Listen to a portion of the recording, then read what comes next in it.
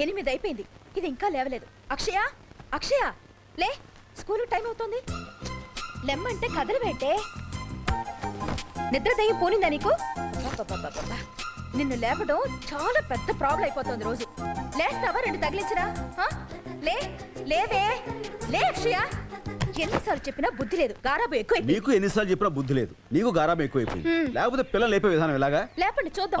చూడు బుజ్జి, లేనన్నా ఆ బొంగారు తల్లివి కదూ, లేగాలి, లేచిపోతావు. కమాన్ కమాన్ కమాన్ కమాన్.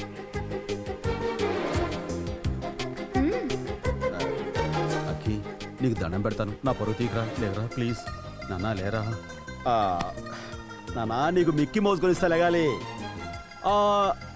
Dinosaur ice cream.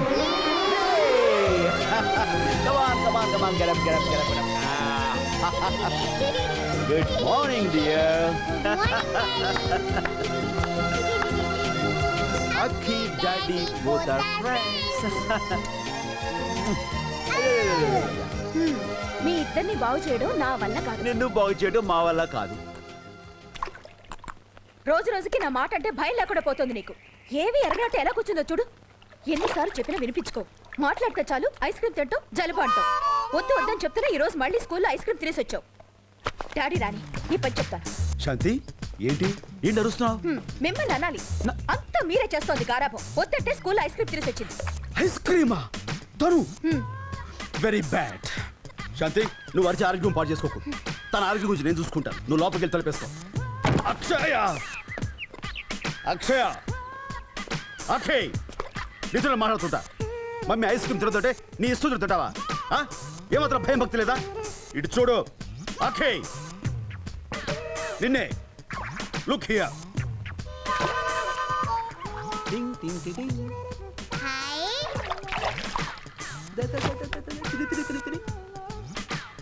ఏంటి నేను మాట్లాడుతున్నా అటు తిరిగావు? డాడీ అంటే నీకేమాత్రం కేర్ లేదా? నేను సరే, అసలు మమ్మీనా నీకు కేర్ లేదా? అసలు నీలాంటిదా నీ కేర్ తీసుకుని ఊరుకోండి. ఫోన్లేండి, ఎప్పుడు లేని ఎంత కోపం వచ్చింది ఏమిటండి మీకు? లేకపోతే మమ్మీ అంటే ఎవరు? తల్లి. తల్లి అంటే కన్న తల్లి. మాతృమూర్తులు పట్టుకుని తిని ఇష్టం వచ్చి. సర్లేండి ఊరుకోండి. మమ్మీ వచ్చేస్తున్నాయి. ఏమనుకున్నావు? ఐస్ క్రీమ్ తినవుగా? మమ్మీకి ఎదురు చెప్పవుగా? Be a good girl. లేకపోతే చాలండి, లోపలికి పదండి.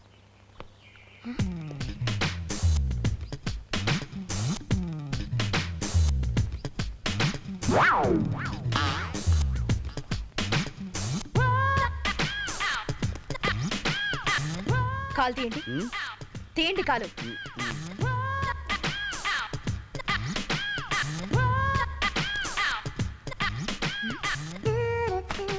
ఏంటి తడిసిపోయింది?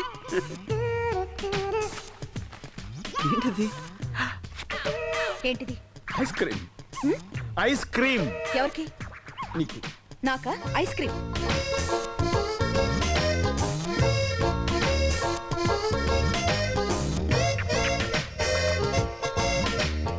మీ ఇద్దరిని బాగు చేయడం నా వల్ల కాదు.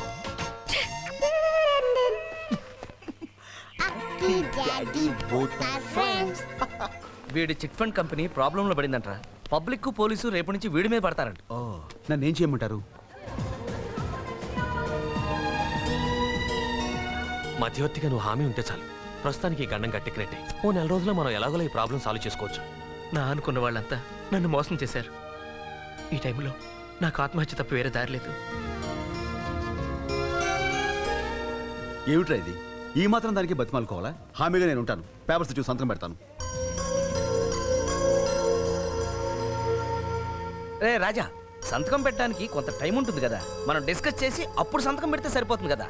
టైంకి హెల్ప్ చేయకపోతే ఇంకా ఫ్రెండ్షిప్కి అర్థం ఉందిరా. మరేం పర్వాలేదు.